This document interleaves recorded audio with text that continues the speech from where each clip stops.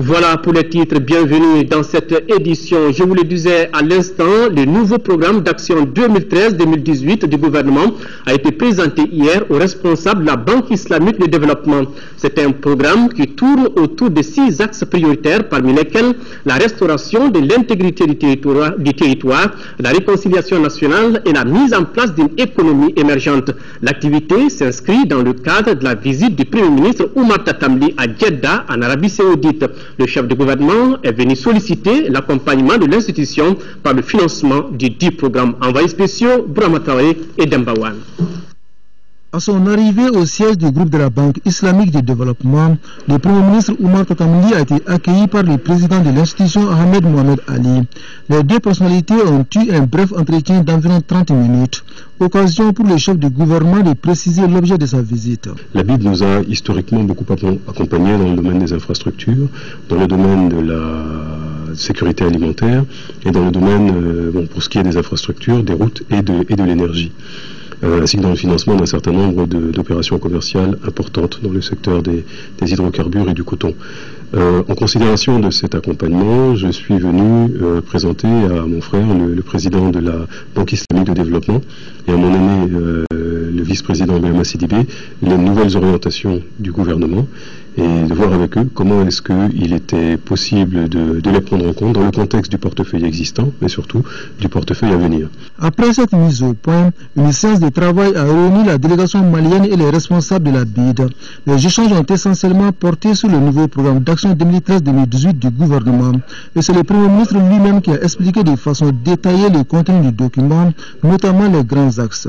Le gouvernement a arrêté les termes d'un programme d'action qui est construit en application des orientations qui ont été reçues du président de la République et qui comporte un certain nombre d'axes, au nombre desquels se situent 2 axes principaux qui intéressent la BID.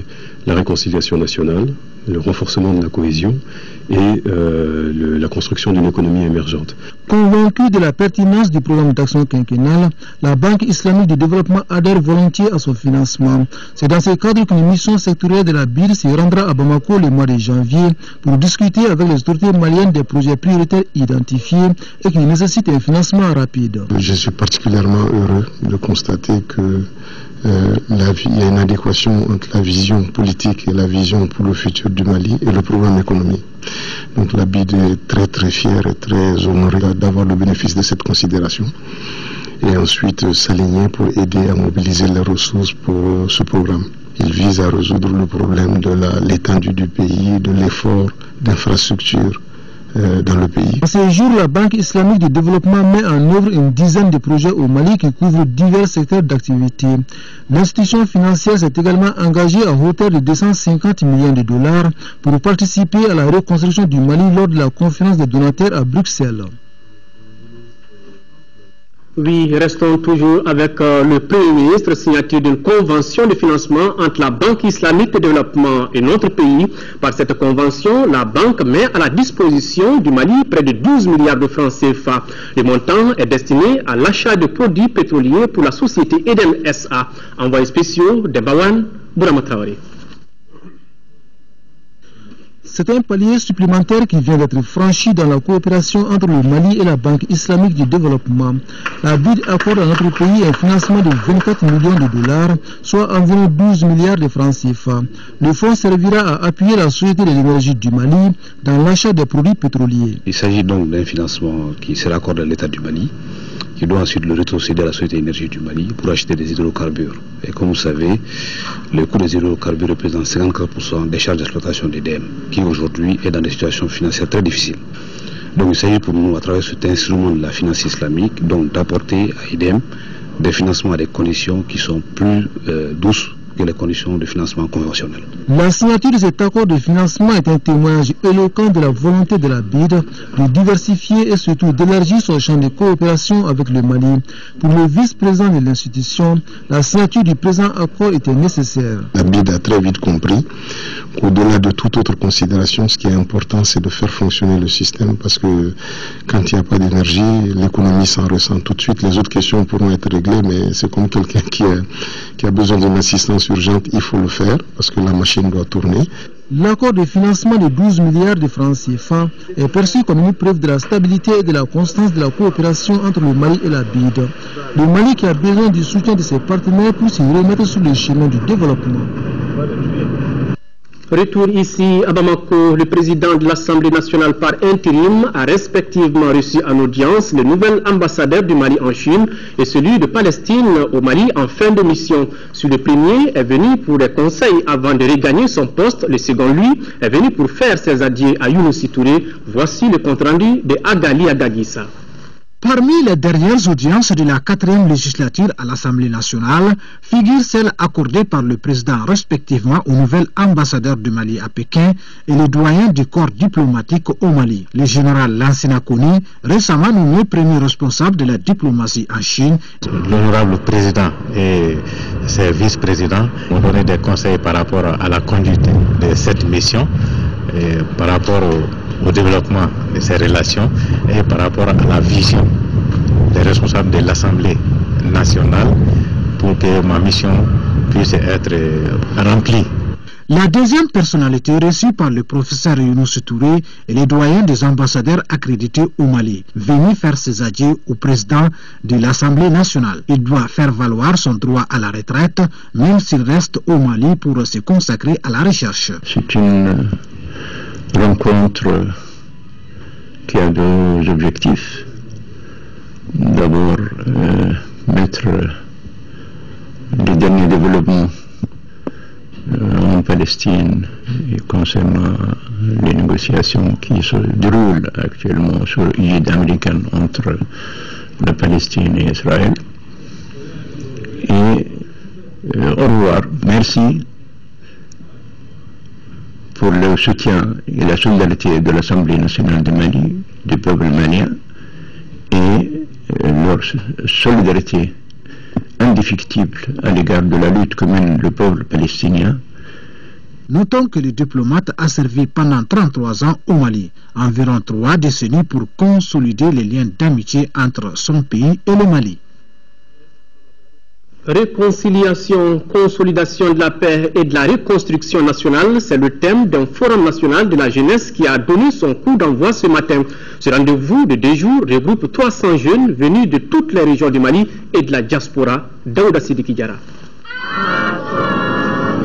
Pour la cause commune, la jeunesse plurielle se mobilise en faveur du Mali. À travers l'organisation de ce forum, le moment est donc venu pour les jeunes de notre pays de resserrer les rangs, cela après une crise socio-politico-sécuritaire qu'a connue le pays. Que l'arbre ne puisse jamais cacher la forêt et que tous comprennent pour de bon que longtemps les jeunes que nous sommes avons laissé les vents souffler en nous protégeant, juste et simplement, sans penser à agir et sans jamais agir. Il ne soit plus question pour nous d'être de simples spectateurs de ce qui tombe du ciel, de ce qui pousse de la terre.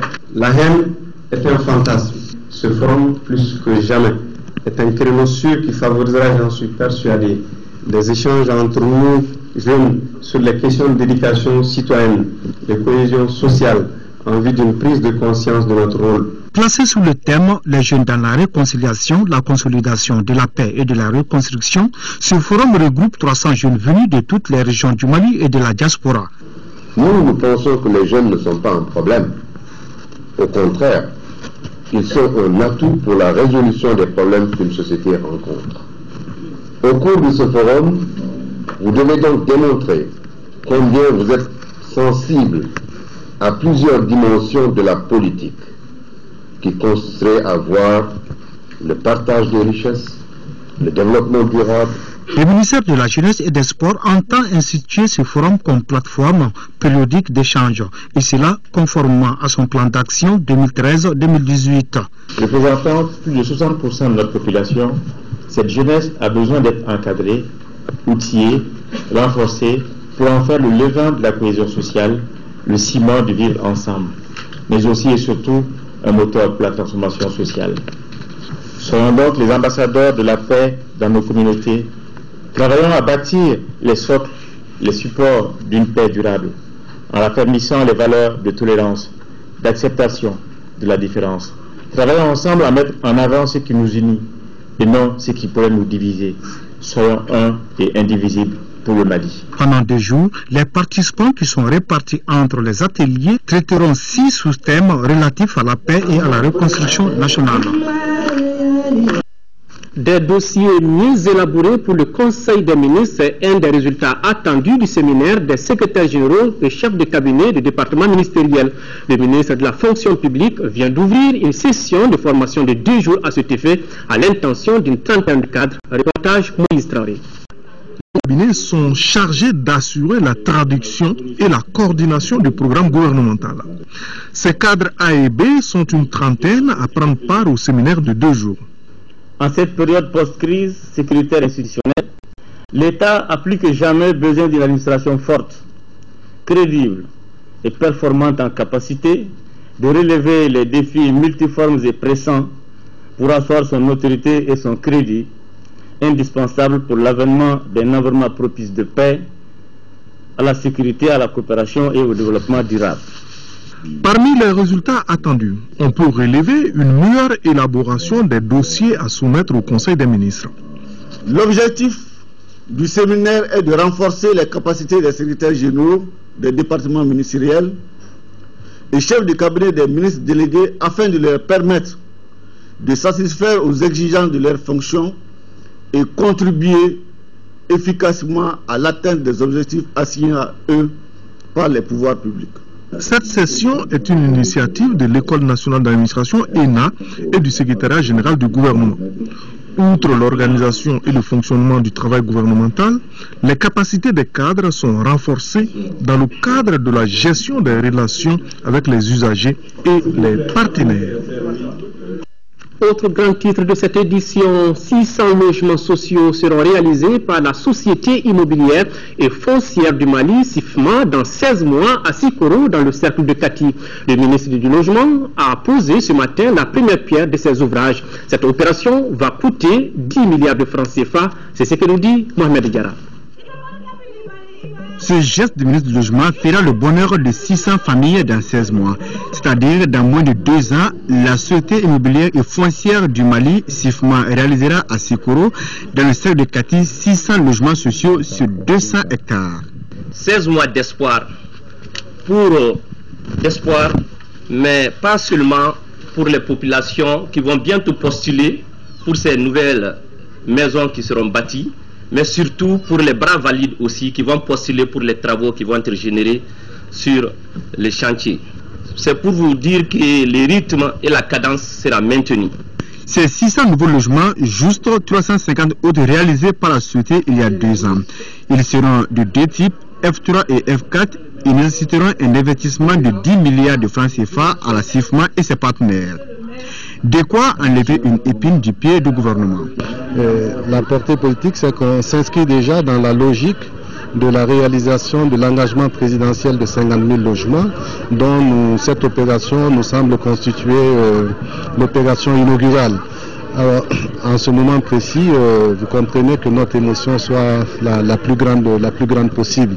Au-delà de ces 600 logements, je pense que l'engagement présidentiel de réaliser au moins 50 000 logements, 200 ans pour les populations maliennes, est un engagement qui va être tenu. La promotion de l'investissement, ce n'est pas juste l'investissement étranger, mais c'est également l'investissement national. Les bénéficiaires des premiers logements sociaux sont venus nombreux pour témoigner le bien fondé de ce programme de l'habitat. La communauté économique des États de l'Afrique de l'Ouest, CEDEAO, met à la disposition du programme alimentaire mondial 410 tonnes de riz destinées aux populations des régions du nord du Mali. Cet appui alimentaire permettra de prendre en charge pendant 1 mois plus de 26 000 personnes affectées par la crise. Youssouf Diakité. Le programme alimentaire mondial, à travers un appui de la communauté économique des États d'Afrique de l'Ouest au chevet des populations des régions nord du Mali, victimes de la crise. C'est dans le cadre du programme d'assistance humanitaire aux personnes touchées par la crise, l'insécurité alimentaire et la malnutrition au Mali. Madame la commissaire, au nom de le programme alimentaire, je souhaiterais sincèrement vous remercier pour la contribution généreuse de 500 000 $ que le ECOWAS vient de faire aux populations vulnérables du Mali à travers l'opération d'urgence du PAM. Ce geste de la communauté économique des États d'Afrique de l'Ouest à travers le programme alimentaire mondial est plus qu'un coup de pouce aux populations concernées, singulièrement celles de Gao et de Tombouctou. Un devoir de solidarité qui revêt une importance particulière pour la Commission de la CEDEAO, mais surtout pour notre communauté tout entière. Aujourd'hui, la Commission de la CEDEAO réaffirme une fois de plus sa détermination et son solution durable à la sortie de crise au Mali, fondée sur la paix, la stabilité, mais également le développement et le progrès. Le gouvernement malien se réjouit de l'acte. Je voudrais aussi, au nom du gouvernement de la République du Mali, remercier la CEDEAO pour son constant témoignage de solidarité et pour la place inestimable que la CEDEAO a occupée dans le traitement de la crise, de la profonde crise que notre pays a traversée ces 18 derniers mois. Le ministre a donné des instructions pour l'évacuation rapide de ces vivres et aux destinations indiquées. Dans le cadre de la commémoration de la Journée internationale des migrants célébrée hier, le Forum pour un autre Mali a organisé une rencontre sur le sujet. Il s'agissait de faire la restitution des travaux de la 8e édition de Migrants. Les travaux ont porté sur les relations entre migration, chômage et développement. Ramata Konaté. Les migrations et leurs conséquences, les politiques pour la réduction des flux migratoires, voilà entre autres les thématiques étudiées pendant 3 jours. Il s'agissait de partager avec les uns et les autres les résultats des travaux de la 8e édition de Migrants, une manière pour les organisateurs de rendre hommage aux migrants en général et ceux du Mali en particulier. Il est question d'une économie, une autre économie qui consiste à créer de la valeur ajoutée, à garantir l'emploi et un revenu décent aux Maliens. Et tout est lié. On ne peut pas continuer à criminaliser ceux qui partent et laisser d'autres violer leurs droits. Il ressort également de cette rencontre que l'Europe investit des centaines de milliards et pour l'entretien des centres de rétention. Cela en vue de réduire de façon considérable les flux migratoires vers l'Europe. Pour sa part, le Mali a mis l'accent sur la création d'emplois. Je pense que l'une des questions de fond, c'est de résoudre le problème du chômage. Tant que les jeunes ne trouveront pas de l'emploi, ils seront toujours tentés de partir. Pourquoi le gouvernement est à pied d'œuvre pour essayer de créer le maximum d'emplois possible pour toute la jeunesse. Et je pense qu'il y a un certain nombre de choses qui sont déjà mises en route pour atteindre le plus rapidement cet objectif-là. Le Forum pour un autre Mali et ses partenaires entendent poursuivre la sensibilisation pour que partir ne soit plus une obligation, mais plutôt un choix. Corriger les insuffisances du plan d'organisation des secours au Mali en vue de l'adapter aux situations de crise actuelles. C'est l'objectif d'une rencontre qui se tient à Bamako. Elle regroupe une 50aine de spécialistes en sécurité. Reportage Batraoré. Cette rencontre se tient au moment où notre pays sort d'une série de catastrophes. Il s'agit de catastrophes naturelles comme les récentes inondations et les invasions acridiennes. Il ressort que des insuffisances ont été constatées dans l'organisation des secours liés à ces catastrophes. Un manque de coordination des actions des différents intervenants sur le terrain. Un manque de préparation des acteurs entraînant une improvisation préjudiciable à l'action. Une utilisation non rationnelle et efficiente des moyens humains et matériels, publics et privés, engagés dans les opérations. La rencontre du jour doit permettre à notre pays de se doter d'un mécanisme de secours plus opérationnel et adapté aux nouvelles situations de crise. Aussi, l'objectif visé par la rencontre d'aujourd'hui est-il de corriger ces insuffisances afin de doter notre pays d'un mécanisme opérationnel de planification et d'intervention des secours susceptibles de répondre promptement et efficacement à tous les événements de crise ou de catastrophe sur les plans national, régional et local. Rappelons que l'organisation de cette rencontre s'inscrit dans le cadre de l'exécution du projet de gestion des risques, des catastrophes et d'adaptation au changement climatique. De la présidentielle et des législatives à la représentation utile, quel enjeu et quel défi pour la construction d'un état de droit capable, réceptif et comptable. Le sujet est au centre d'une conférence de presse organisée ce matin par le Cercle de réflexion et d'information pour la consolidation de la démocratie au Mali, CRI 2002. Reportage Abdraman Maïga. Après l'élection présidentielle et les législatives jugées globalement réussies au Mali, l'heure est maintenant au comment appuyer les élus dans l'exercice de leurs fonctions par la société civile. Voilà ce qu'était venu expliquer Dr Abdoulaye Sall aux journalistes. La rencontre avait pour but d'éclairer la presse et à travers elle l'opinion publique nationale et internationale sur les enjeux pour la construction d'un état de droit capable, réceptif et comptable. La conférence s'inscrit dans le cadre d'une série d'actions initiées par le Cercle de réflexion et d'information pour la consolidation de la démocratie au Mali, CRI 2002. Objectif, construire un État démocratique fiable avec des institutions fortes. Pour que cette représentation soit utile, il faut que nous, d'abord citoyens, nous soyons conscients, n'est-ce pas, de ces liens organiques qu'il y a entre la participation et la représentation pour construire une société démocratique.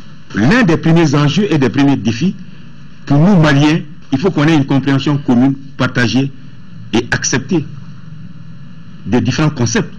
Pour construire un état de droit capable, réceptif et comptable, notre pays doit nécessairement opérer un changement au niveau de la structure des partis politiques. Et pour cela, la base de ce nouveau départ passe, selon Dr Abdoulaye Sall, par la forte représentativité des femmes et des jeunes aux instances de prise de décision. Il n'y a pas 1000 solutions. Hein.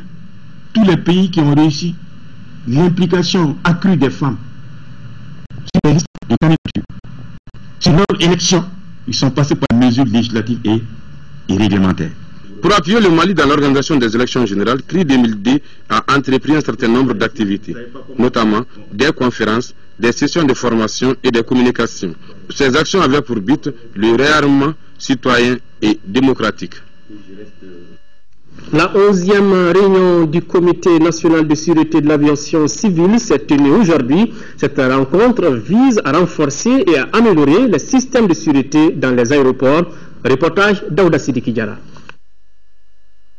Synergie d'action pour mieux sécuriser les aéroports de notre pays contre les menaces de toutes sortes. Voilà le sens de cette rencontre.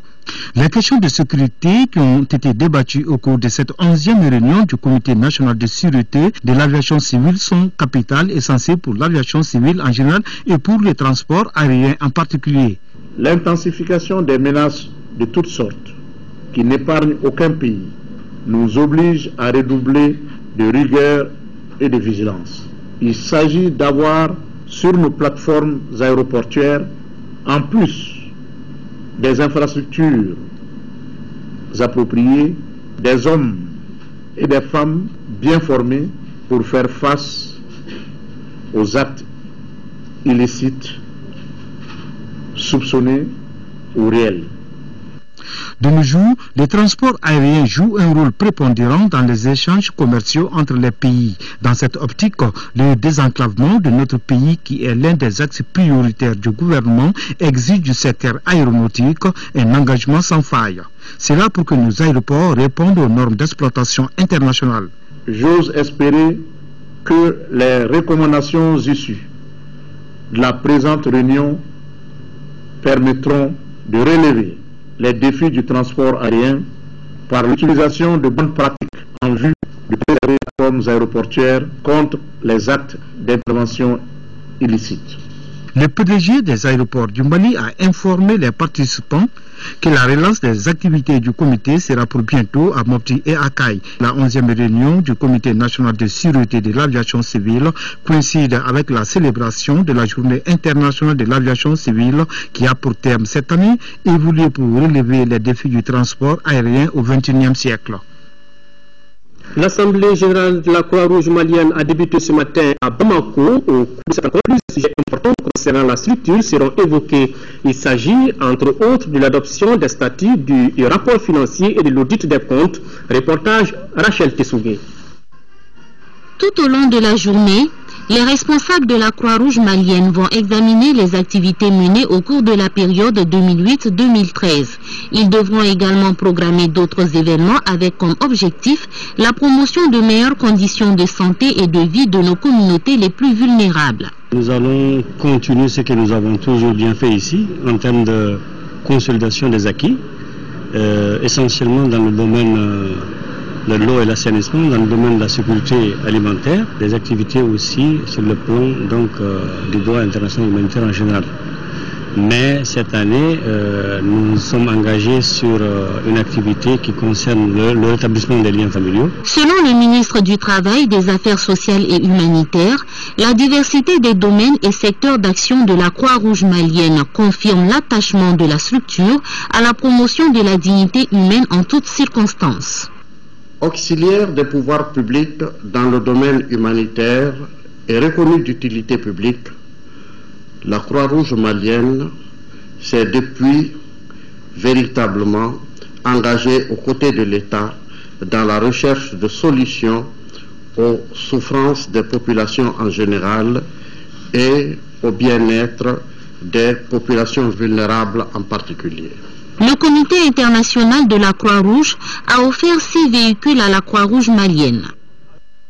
Entre l'humanitaire et la santé, il n'y a qu'un petit pas. En 2013, l'Institut national de recherche en santé publique, INSP, s'est attelé à la formation des agents en méthodologie de recherche et en montage de projets. La structure a aussi réalisé des analyses biomédicales pour la surveillance épidémiologique et de diagnostic des maladies. Ces informations ont été données à l'ouverture des travaux de la 40e session du conseil d'administration de la structure. Reportage Ramata Konate. Plus d'1,5 milliard de francs CFA, c'est le budget 2014 de l'Institut national de recherche en santé publique INRSP. Ce budget connaît une baisse par rapport à celui de 2013 avec une différence de 200 millions. L'année à venir verra la formation d'une 60aine de chercheurs en méthodologie de recherche et conception de projets. Concernant le rapport 2013 de l'INRSP, il ressort que plusieurs activités ont été menées. C'est le renforcement des capacités des chercheurs pour les amener à la conception des projets de recherche par la formation. Formation à la méthodologie de la recherche, formation à la rédaction scientifique et formation aux publications.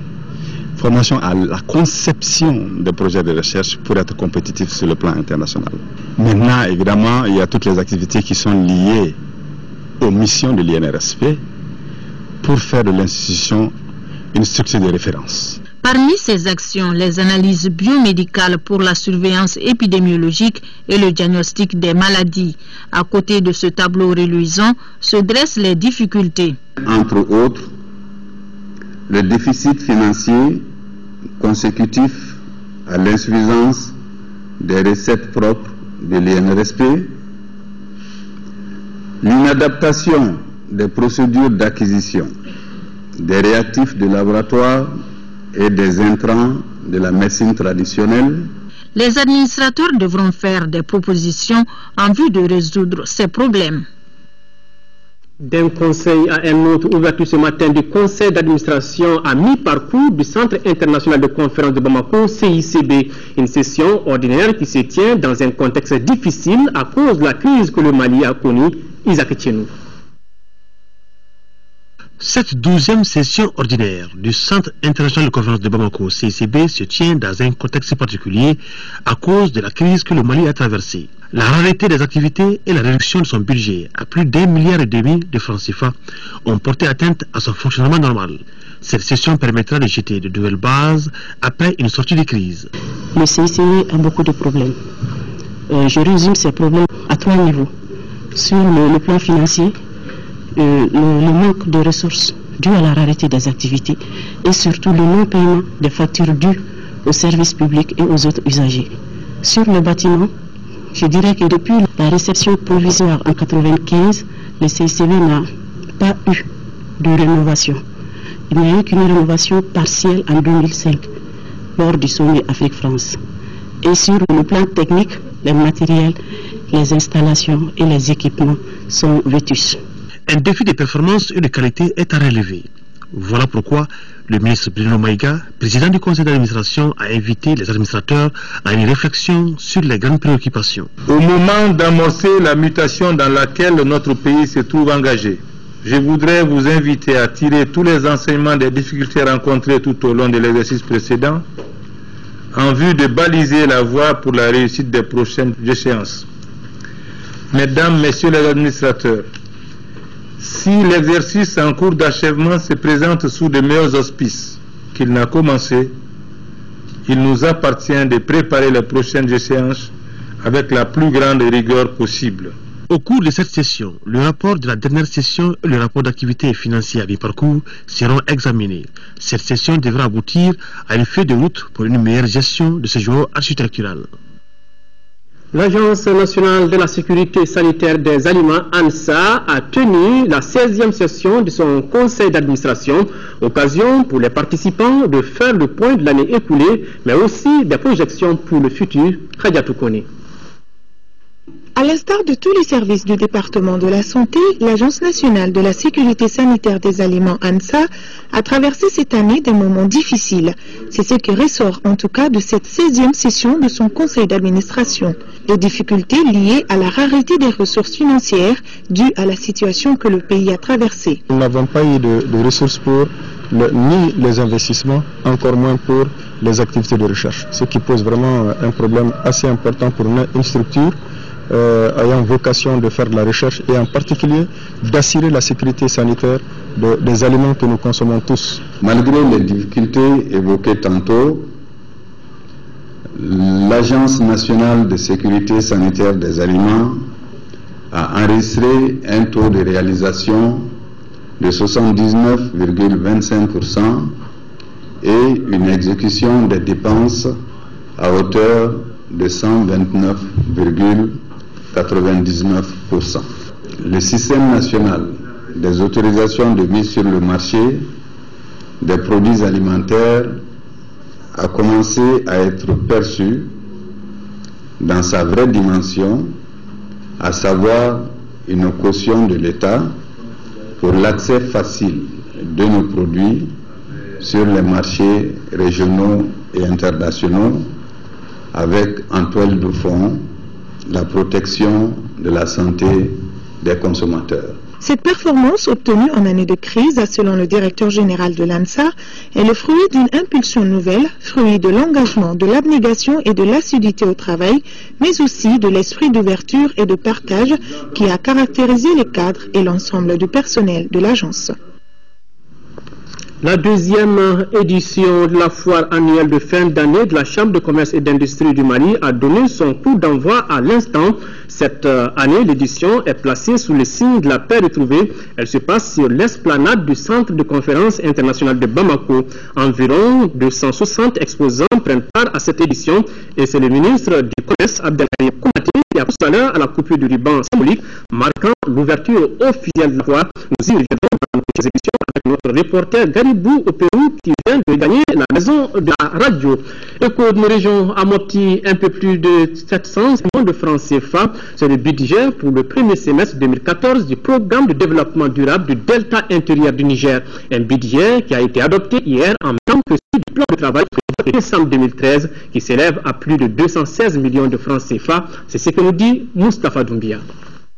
Cette première session du comité de pilotage de la première phase du programme de développement durable du delta intérieur du Niger PDD-DIN a planché sur 3 documents. Le manuel de procédures administratives, comptables et financières, le plan de travail de novembre et décembre 2013 et celui du premier semestre 2014. Nous avons fait des recommandations extrêmement importantes qui vont nous permettre d'aller rapidement vers la concrétisation des ambitions, réaliser les tâches qui sont prévues dans le programme. C'est un programme, il faut le dire, sur 10 ans, en 2 phases. Une phase transitoire de 3 ans, 2013-2015, et une phase au moyen et long terme sur 7 ans. Pour les plans de travail au compte de novembre et décembre 2013, le coût s'élève à 216 780 000 francs CFA. Le budget pour le premier semestre 2014 est de 753 671 000 francs CFA. Nous allons inviter tous les acteurs autour d'un atelier de planification où nous allons revisiter l'ensemble des activités. Et on va entreprendre des activités concrètes pour la protection et la restauration des habitats, des oiseaux d'eau, des habitats de tous les animaux et des végétaux. La session a adopté les documents présentés sous réserve de quelques recommandations relatives au manuel de procédure. En 4e région, toujours dans le domaine agricole, lancement en zone Office du Niger du programme de développement de la pisciculture. Ce programme de plus d'1 milliard de francs CFA va permettre d'accroître le revenu des producteurs de l'Office. Compte rendu d'Ougoufana Traoré. Par cette mise à eau des aléviens, le géant risicole du Mali, qui est l'Office du Niger, ajoute ainsi une corde à son arc. Avec cette nouvelle technique de pêche, le producteur de la zone Office du Niger peut devenir multimillionnaire en 6 mois, en parallèle avec les autres activités rizicoles ou maraîchères. La zone Office du Niger regorge d'énormes potentialités à travers les falas, à travers les canaux principaux, où nous pouvons installer des cages flottantes, où au niveau des périmètres rizicoles, nous pouvons installer également des étangs piscicoles et également des périmètres piscicoles dans les zones basses. Ce programme permettra de créer énormément d'emplois en milieu rural. Qu'est-ce que la cage flottante à poissons? C'est une cage dans laquelle on fait l'élevage intensif du poisson. L'objectif de cet élevage, c'est d'avoir dans 4 ou 5 mois du poisson de qualité.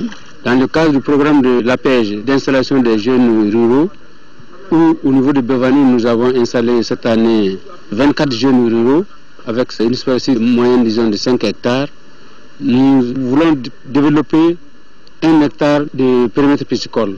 Nous pouvons récolter des poissons pour une valeur monétaire, disons, de près de 8 millions de francs CFA. Le développement intégré de la zone Office du Niger a toujours été une préoccupation de l'État malien.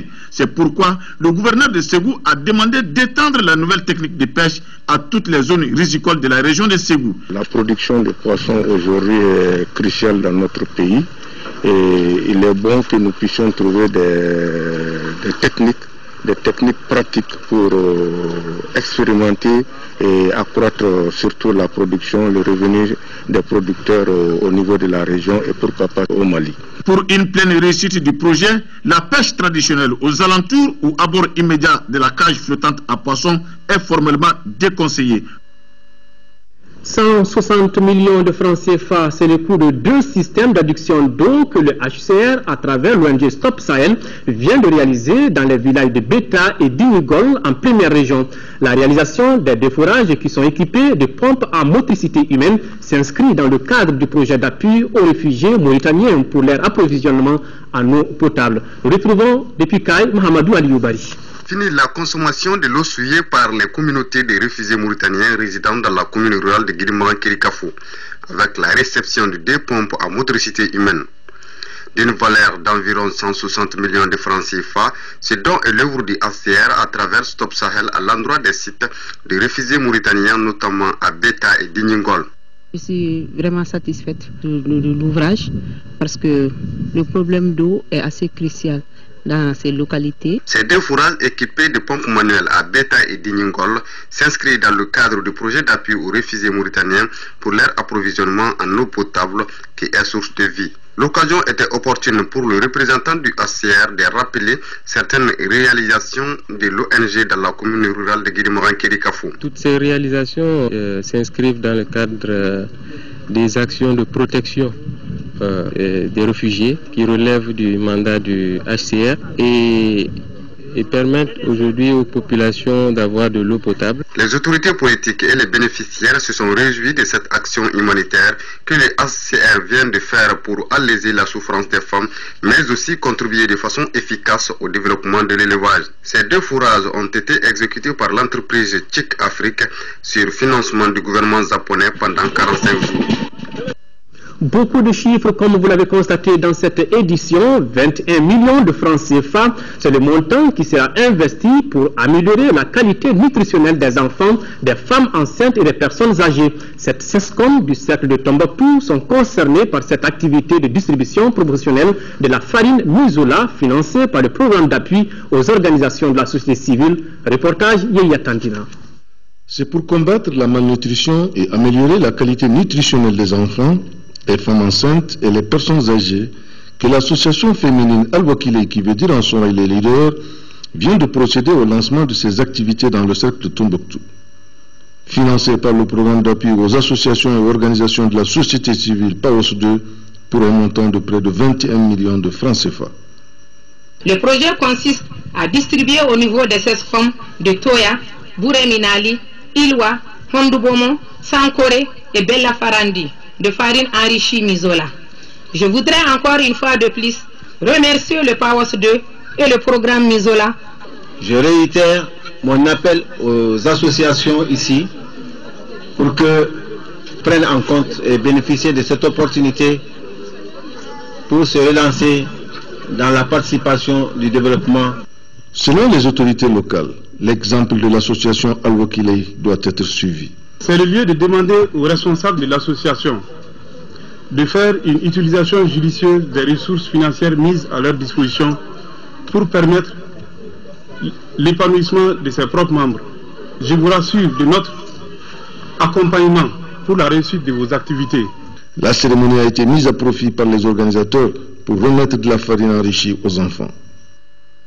Le mois de lutte contre le VIH-Sida boucle ainsi sa troisième semaine, pilotée par le Haut Conseil de lutte contre le Sida. Cette semaine a été couronnée de diverses activités. À cet effet, les équipes du système des Nations Unies et du gouvernement se sont retrouvées au stade de Wezel Koulibaly pour un match de gala. Le but est de sensibiliser les jeunes à une prise de conscience.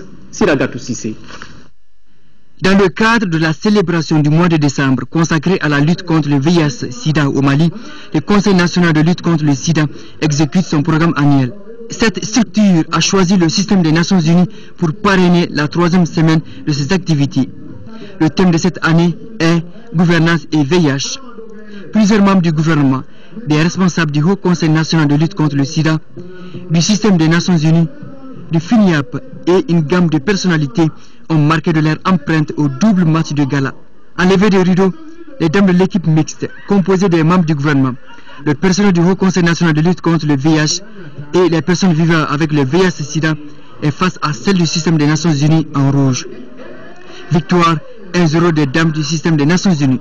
Chez les messieurs, l'équipe du système des Nations Unies est opposée à l'équipe de rêve du gouvernement ici en blanc. Les ministres ont étalé leur classe d'anciens footballeurs. Chaque contre-attaque est un danger dans les camps du système des Nations Unies. L'équipe gouvernementale gagne 1-0 sur penalty grâce à Moussa Mara. Le gouvernement du Mali et le système des Nations Unies se sont donc donné la main pour une cause commune. Cette occasion est une opportunité de se rencontrer en dehors du cadre formel, non seulement pour commémorer le mois de lutte contre le sida, mais aussi pour découvrir des talents.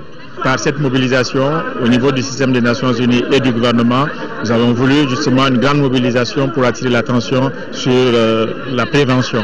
C'est une journée, il faut que les gens comprennent que le sida est une réalité, et particulièrement les jeunes, et qu'il faut être prudent, se prémunir contre, parce que jusqu'à présent, il n'y a pas de remède.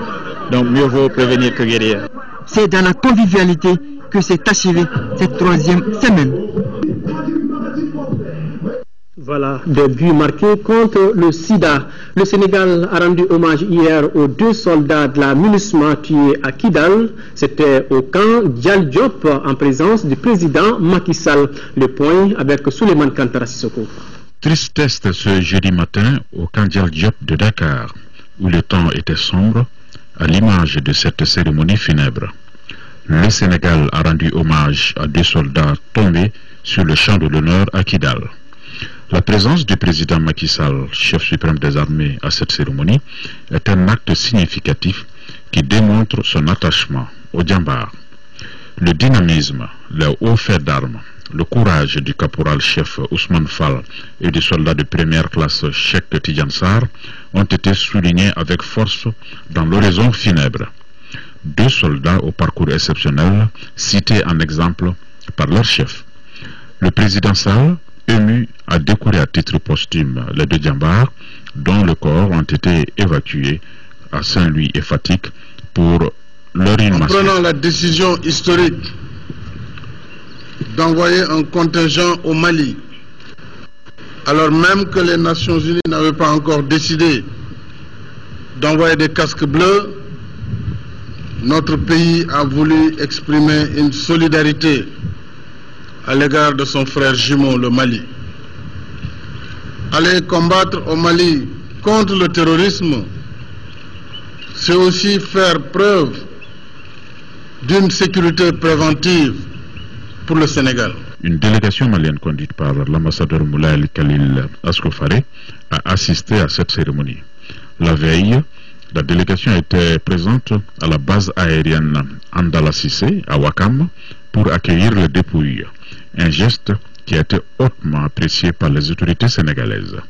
À noter qu'une délégation d'officiers supérieurs de la MINUSMA et de l'armée malienne avait fait le déplacement de Dakar.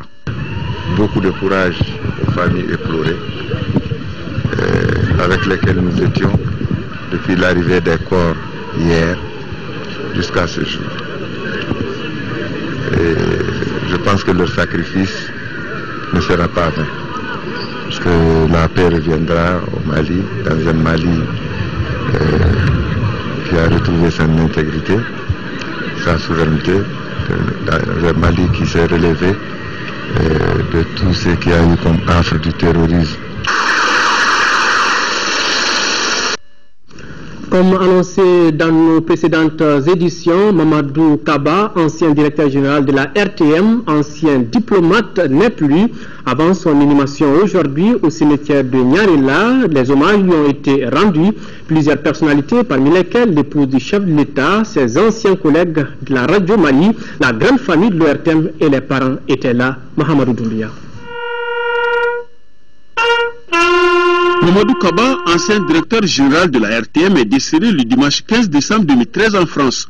Une cérémonie spéciale a été organisée en son honneur pour lui rendre un dernier hommage. Auprès des membres de sa famille, ses amis d'enfance, ses collègues et plusieurs autres personnalités ont tenu à être présents. Mamadou Kaba, j'ai fait la connaissance en 1958 au complexe scolaire de Kenzamoukou, sous la direction du très célèbre et rigoureux Ismaël Diawara. Le jeune adolescent qui avait alors 14 ans était très vif d'esprit. Il était très brillant et très entreprenant. Nous l'avons beaucoup admiré au cours de notre parcours commun ensemble. Nous sommes devant la dépouille d'un homme qui n'est ni intimidable ni manipulable. À mon arrivée, j'ai pleuré. Pleurer pourquoi?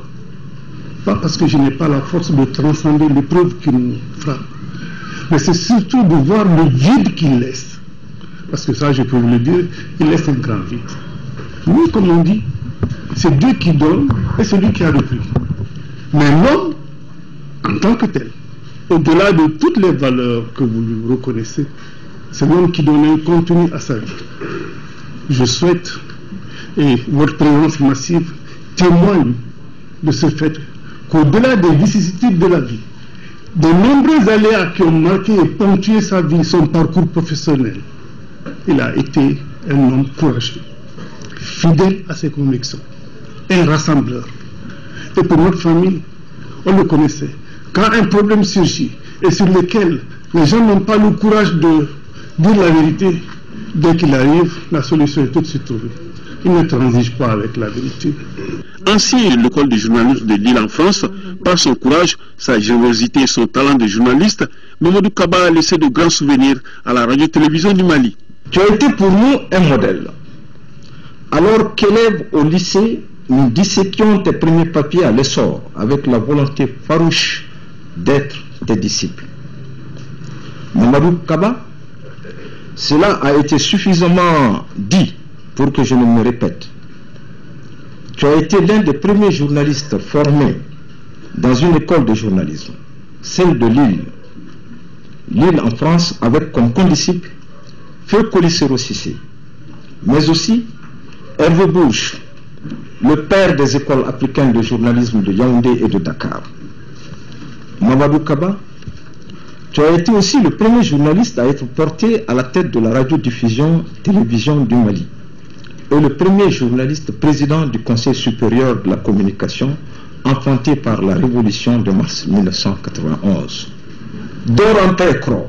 Diplomate, Mamadou Kabala a été ambassadeur du Mali en Égypte de 2002 à 2006, un an avant sa retraite. Il était aussi membre de l'amicale des anciens ambassadeurs du Mali. Je garde de feu Mamadou Kaba le souvenir d'un homme de très grande qualité. Dans nos réunions, il était fidèle à la même place qu'il occupait avec calme et sérénité. Il intervenait toujours à propos, à l'endroit, au but, sans polémique ni chicane. Pour la grande chancellerie des ordres nationaux, le Mali vient de perdre un digne fils. Qui était l'homme? Il est né en 1944 à l'Abbé-République de Guinée.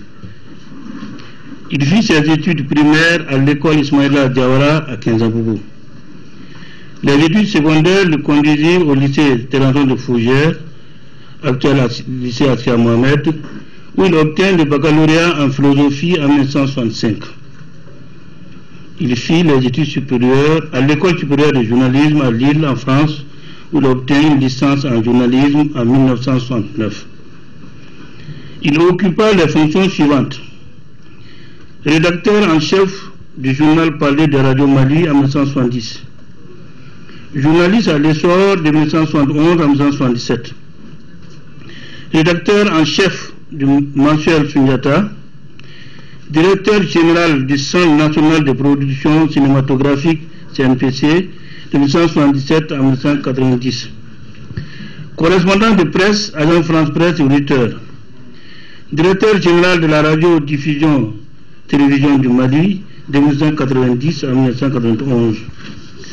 Président du Conseil supérieur de la communication de 1982 à 2006. Il fit valoir ses droits à la retraite en janvier 2007 par une des plus de la nation d'être nommé au grade de chevalier de l'Ordre en 1949.